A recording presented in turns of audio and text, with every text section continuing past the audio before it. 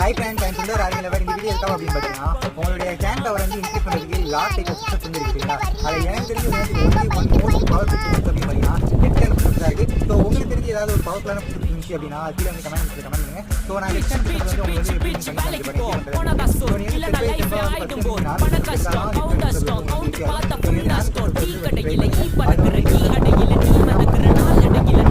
Let's go.